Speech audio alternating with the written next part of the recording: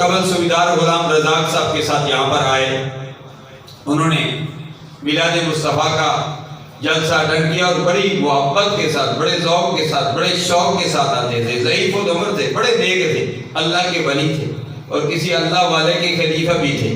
میری مراد الحاج صوفی احمد محمود قریشی صاحب نور اللہ مرقدہ، نور اللہ مرقدہ کا مطلب ہوتا ہے اللہ تبارک و تعالیٰ ان پر نور نازل فرمایا۔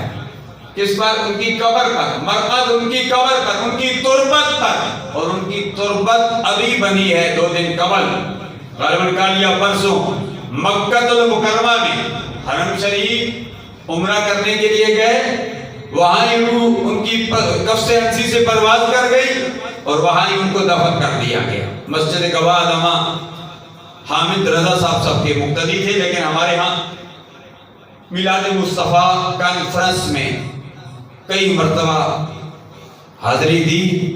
اللہ تبارک و تعالیٰ انہیں بھی جنت میں اعلیٰ مقام عطا فرمائے۔ جنت میں پہنچ چکے ہیں، حرم شریف میں ان کو دفن کر دیا گیا۔ تو ایسے اہل محبت